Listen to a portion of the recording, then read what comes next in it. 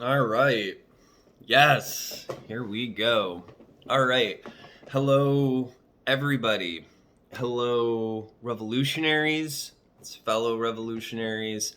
Hello, believers and non-believers, citizens and non-citizens. Yes, it's another video. I know I probably look like how I feel. Um, yeah, just doing a little pulse check update because it's been a while. It's been a while, and I hope you're all well. Lord knows that I pray for all of you. But yeah, I thought this video would be important. Got my Behold Israel T-shirt here. Not just to show support, but it's hey, we can't all be perfect, but everyone deserves to exist. So, yes, what has been happening in my life recently? So, as you all know, I actively and purposely post my life to Facebook, my beliefs, my struggles, my relationship with both the Queen and God and my friends. And in doing that, the hope always is that you can see believers that have been redeemed and saved and pulled out of a very bad situation, no matter how messy it is. God can still work miracles because God. I feel like I don't got to explain that one.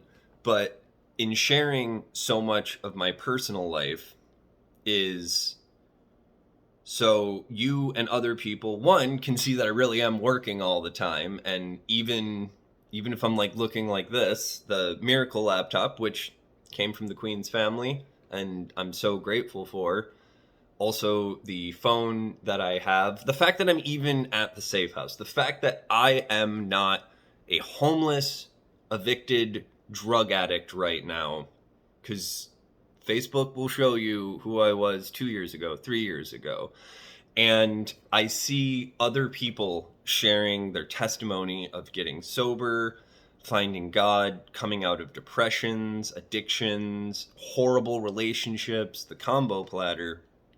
And I'm not here being like, oh, I'm really good at this. It's more the hope that me sharing can let everyone else, I guess, feel safe in their own life. And not everyone's going to be extra and post a bunch of incendiary and encouraging Christian memes.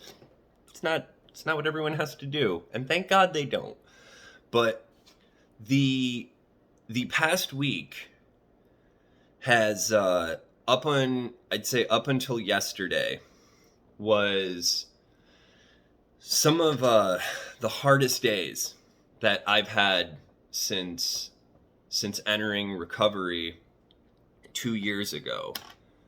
And the isolation, and with that the almost self-righteousness and self-pity that came from God blessing me with, I mean, y'all already, like, have you ever tried to have a conversation with me on Facebook? If I even respond to you within 72 hours, it's a miracle. Or like a little one-liner, and then 72 hours to a week later, maybe I send a meme. So the constantly working, which even in that was a blessing from God.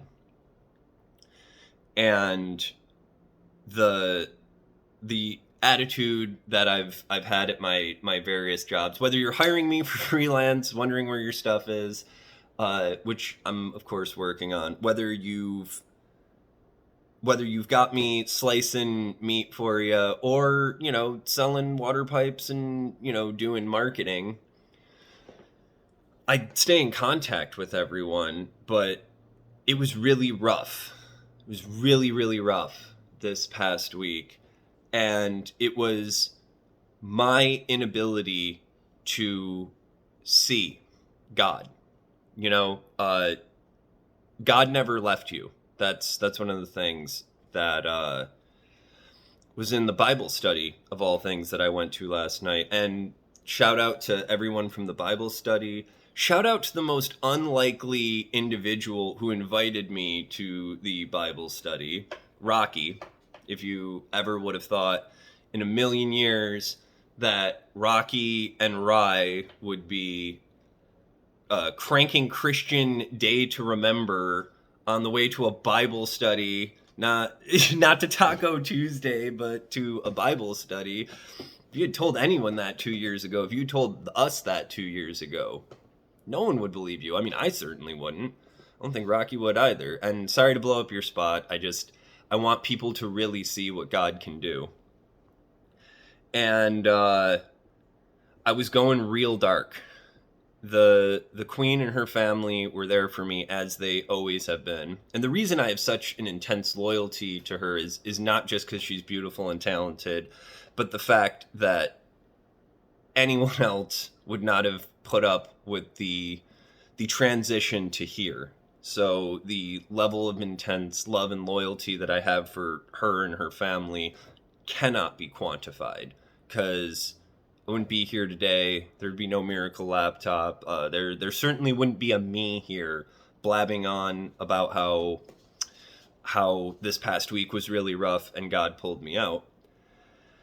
But never having a chance to chill, never having a moment to really process and all that. From yesterday's Bible study, they had mentioned the darkness will try to isolate you.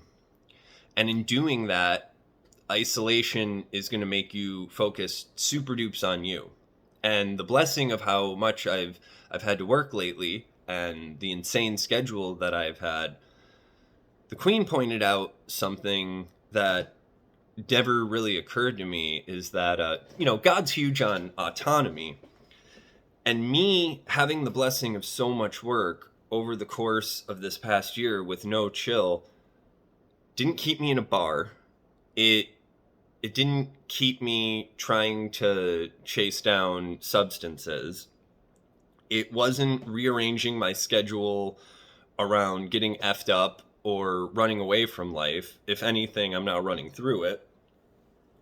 But in that isolation, I must admit that the disconnect that I started to do from the people God was straight up putting in my life to advance me. And if it wasn't for the Queen telling me to call back my best friend to find out we're going to a Bible study, the ball wouldn't start rolling as rapidly as it has. And, people can say, oh, I'm so humbled.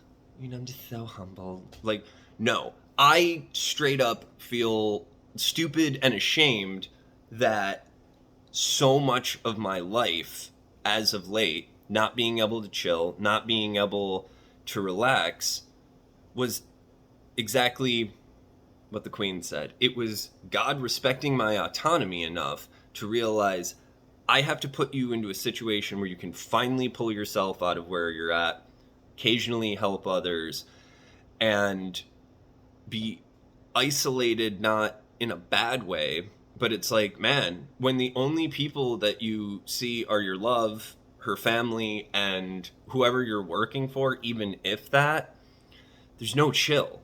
And God did that to keep me productively focused.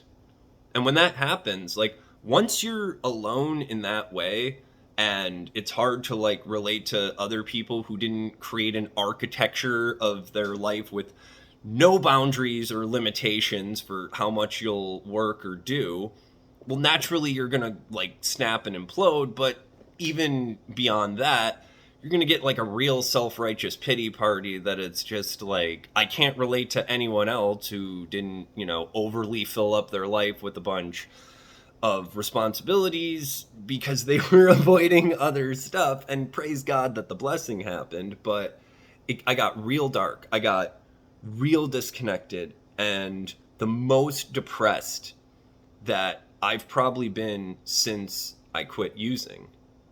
And what she had pointed out was God wasn't punishing me. If anything, like yesterday at the Bible study I was at, I was pointing out that, God never left you. It's your inability to see God. Clean your sunroof. Like move some stuff out of the way of the windows, because God's trying to let the light in, and Jesus is right next to you wherever you're at. So the point of this whole video, which hopefully you're getting a pulse check, that believers, people who turn their life around, can still fall into pits of depression, especially when it's been almost 2 years since I've started recovery. I was like, all right, we made it past the 3 months, guess we beat the game. Like, oh no, honey. Not at all. And the point of this is that when you get to that place, whether you fill your life up with just too big of a schedule, whether you pile responsibilities on yourself, whether you're doing anything for a positive reason to run from what you don't want to deal with, well, I don't think I need to explain how that in of itself becomes a problem. But the humbling part, once again, it took the queen. Once again, it took someone else, it's almost always her, saying, call your best friend back. It's the second Bible study that I've been to. Y'all already know, like yesterday was the first hug that I've done since Rona started. I'm always the one dude always wearing a mask. I'm always the only one wearing a mask anywhere, but yank taking my rights. I'm gonna keep it on forever, my choice. So with that said, going into these environments, y'all already know, you can't get Rye to even respond on Messenger, let alone come out and do something. But it was for the right reasons. I'm being around fellow believers, being around fellow Christians. And the charge that I got from both Bible studies, being around other people who are trying to get it and move forward in their lives and be with God, in my isolation, in my self-righteous depression of what I was going through, I almost missed the mark of what God was bringing into my life. And, beyond business opportunities, beyond other friends, one of the things that came up from the Bible study yesterday was the darkness is always going to want to isolate you. But what happens with that is both God and the darkness have a real chance at you once you're alone like that. And I want to just openly admit, from what you see with the posts, what you see with the memes, that's all real. But I need to admit that I had fallen into depression. I had moved into a place where I was failing to see the blessings that God was giving me. It was my attitude that needed to change. It was on me to see the opportunities and the blessings that God had given me and continues to. So, yet again, it took the queen and someone else and my best friend. I mean, what would y'all ever have thought in a million years it's oh, Rocky and Rye are on their way to a Bible study? And did not see that one coming. So the whole point of this, and you all being so kind to take this much time out of your day to hear a Christian in recovery, is that don't miss the mark. Don't miss what God is clearly putting in front of you. Don't fall into the pit of not only isolation, but everything that comes with feeling disconnected in, the burdens you're bearing, the responsibilities, and, clean your sunroof. God's always there. Jesus is always there. The light wants to come in. And God respects your autonomy enough that he wants, you to figure it out so you're not an automaton. Like, people are like, well, does God really love me? I'm like, I don't know. I didn't know if the creating you and sending Jesus for salvation, I feel like might like you a little, like created a whole universe, provided salvation, and God doesn't want to see anyone suffering. So there's all that.